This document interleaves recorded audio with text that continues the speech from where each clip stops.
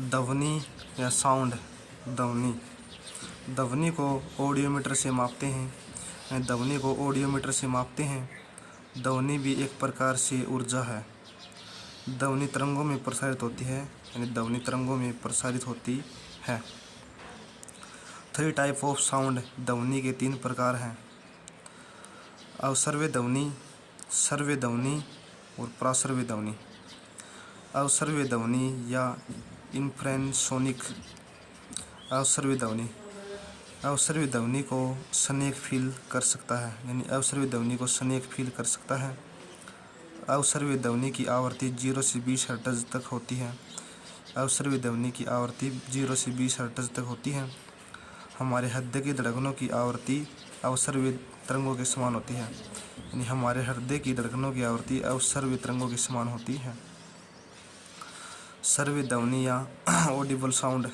श्रव्य ध्वनि श्रव्य ध्वनि को मनुष्य सुन सकता है। श्रव्य ध्वनि को मनुष्य सुन सकता है। श्रव्य ध्वनि की आवृत्ति 20 से 20,000 हर्ट्ज तक होती है। श्रव्य ध्वनि की आवृत्ति 20 से 20,000 हर्ट्ज तक होती है। पराश्रव्य ध्वनि या अल्ट्रासोनिक साउंड। पराश्रव्य ध्वनि को कुत्ता, बिल्ली, चमगादड़ सुन सकता है, यानी पराश्रव्य ध्वनि को कुत्ता, बिल्ली, चमगादड़ सुन सकता है। पराश्रव्य ध्वनि की आवृत्ति 20,000 हर्ट्ज से ऊपर होती है, यानी पराश्रव्य ध्वनि की आवृत्ति 20,000 हर्ट्ज से ऊपर होती है। पराश्रव्य तरंगों का उपयोग शरीर के अंगों का चित्र या अल्ट्रासाउंड करने के लिए होता है। यानी पराश्रव्य तरंगों का उपयोग शरीर के अंगों का चित्र या अल्ट्रासाउंड करने के लिए होता है। यानी अल्ट्रासाउंड में जब हम शरीर का अल्ट्रासाउंड कराते हैं तो उस समय पराश्रव्य तरंगों का उपयोग होता है। पराश्रव्य ध्वनि तरंगे। सोनार, साउंड नेविगेशन एंड रेंजिंग। पराश्रव्य ध्वनि तरंगों की खोज पॉल लेगिवन ने की थी, यानी पराश्रव्य ध्वनि तरंगों की खोज पॉल लेगिवन ने की थी। सोनार का उपयोग पनडुब्बियों में होता है, यानी सोनार का उपयोग पनडुब्बियों में करते हैं। पनडुब्बियों की खोज बुशनेल ने की थी, यानी पनडुब्बियों की खोज बुशनेल ने की थी। सोनार का प्रयोग समुद्र में छिपी हुई वस्तु के लिए किया जाता है।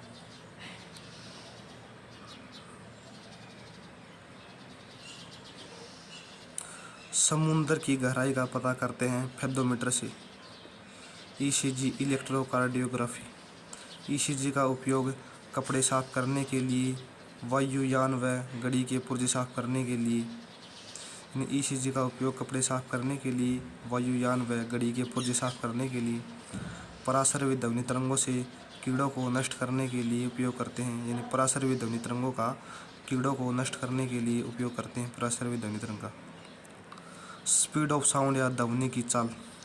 ध्वनि की चाल अधिक सॉलिड या ठोस में, लिक्विड या द्रव्य में, गैस में।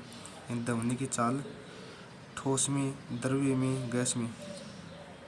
ध्वनि की चाल सबसे ज़्यादा ठोस में होती है। ध्वनि की चाल सबसे ज़्यादा ठोस में होती है। ध्वनि की चाल सबसे कम गैस में होती है। ध्वनि की चाल सबसे कम गैस में होती है। सॉलिड या ठोस में ध्वनि की चाल। ध्वनि की सबसे अधिक चाल डायमंड या हीरा में 15,000 मीटर पर सेकंड होती है।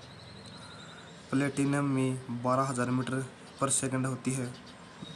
धातु में सबसे ज़्यादा प्लेटिनियम में होती है, यानी ध्वनि की चाल धातु में सबसे ज़्यादा प्लेटिनियम में होती है। लोहा में चाल 3130 मीटर पर सेकंड। एल्यूमिनियम में चाल 6420 मीटर पर सेकंड। एल्यूमिनियम में चाल 6420 मीटर पर सेकंड। चांदी में चाल 650 मीटर पर सेकंड। स्टील में चाल 5940 मीटर पर सेकंड। कॉपर या तांबा में चाल 3560 पर मीटर पर सेकंड, यानी तांबा में चाल 3560 मीटर पर सेकंड। लिक्विड या द्रव्य में ध्वनि की चाल, यानी द्रव्य में ध्वनि की चाल। समुद्र जल में ध्वनि की चाल 1531 मीटर पर सेकंड है, यानी समुद्र जल में ध्वनि की चाल 1531 मीटर पर सेकंड है। आशुत या नॉर्मल जल में चाल 1498 मीटर पर सेकंड है। 0 डिग्री सेल्सियस जल में चाल 1402 मीटर पर सेकंड है। 20 डिग्री सेल्सियस पर जल में चाल 1482 मीटर पर सेकंड है। द्रव्य में ध्वनि की चाल सबसे ज़्यादा चाल समुद्र जल में होती है। द्रव्य में ध्वनि की सबसे ज़्यादा चाल समुद्र जल में होती है।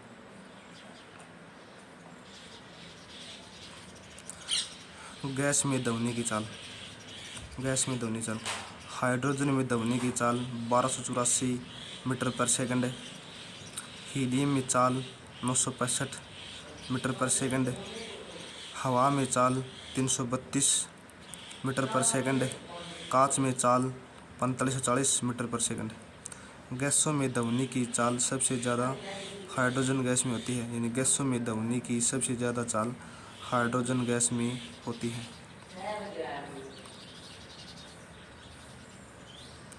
ध्वनि की चाल पर भौतिक राशियों का प्रभाव।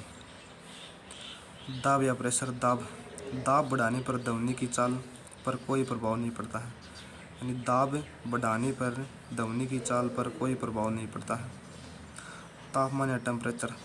तापमान बढ़ने पर ध्वनि की चाल भी बढ़ेगी। यानी तापमान बढ़ने पर ध्वनि की चाल भी बढ़ेगी। 1 डिग्री सेल्सियस तापमान पर 0.6 मीटर पर सेकंड ध्वनि की चाल बढ़ेगी। 1 डिग्री सेल्सियस तापमान पर 0.6 मीटर पर सेकंड ध्वनि की चाल बढ़ेगी। आर्द्रता या ह्यूमिडिटी। आर्द्रता बढ़ाने पर ध्वनि की चाल बढ़ती है। आर्द्रता बढ़ाने पर ध्वनि की चाल बढ़ती है। एग्जाम्पल। आर्द्रता के एग्जाम्पल है बरसात के समय आर्द्रता बढ़ने पर घनत्व कम हो जाता है व ध्वनि बढ़ जाती है।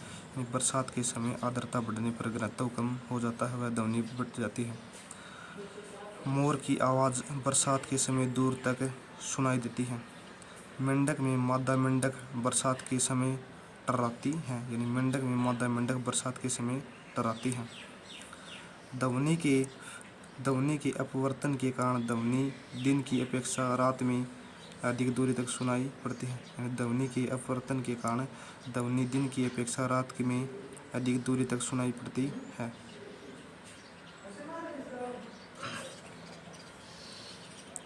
पिच ऑफ साउंड या ध्वनि का तारतम्य। ध्वनि का तीव्र या तीखा सुनाई देना ही ध्वनि का तारतम्य कहलाता है। आवृत्ति मेल में 500 से 600 हर्ट्ज।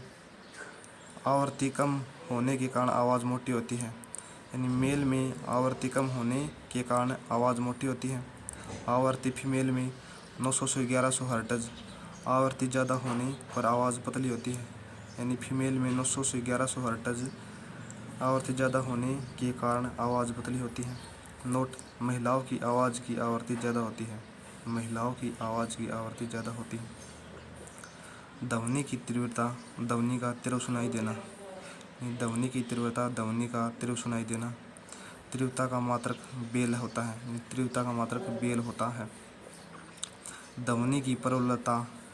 ध्वनि के तारतम्य व तीव्रता में संबंध बनाने का कार्य। यानी ध्वनि की प्रबलता ध्वनि के तारतम्य व तीव्रता में संबंध बनाने का कार्य। ध्वनि तीव्रता का मात्रक डेसिबल है। ध्वनि तीव्रता का मात्रक डेसिबल है। 1 डेसिबल बराबर 10 बेल होता है। यानी 1 डेसिबल बराबर 10 बेल होता है। रात के समय ध्वनि की तीव्रता 40 से 50 डेसिबल। दिन के समय ध्वनि की तीव्रता 50 से 60 डेसिबल। कान में दर्द के समय ध्वनि की तीव्रता 120 डेसिबल।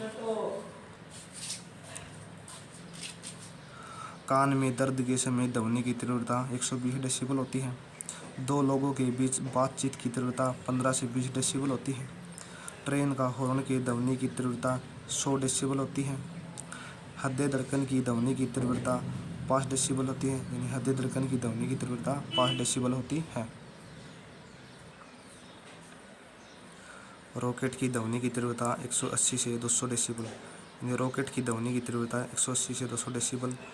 DI में ध्वनि की तीव्रता 90 से 100 डेसिबल। DI में ध्वनि की तीव्रता 90 से 100 डेसिबल। ध्वनि प्रदूषण की तीव्रता 85 से 90 डेसिबल। व्यापारिक क्षेत्र में ध्वनि की तीव्रता 60 से 70 डेसिबल। औद्योगिक क्षेत्र की तीव्रता 70 से 75 डेसिबल। पत्तियों की सरसराहट की तीव्रता 10 डेसिबल, यानी पत्तियों की सरसराहट की तीव्रता 10 डेसिबल। रेडियो या हल्का ध्वनि की तीव्रता, यानी रेडियो की तीव्रता 40 डेसिबल। उड़ते समय जेट वायुयान की तीव्रता 150 डेसिबल। उड़ते समय जेट वायुयान की तीव्रता 150 डेसिबल।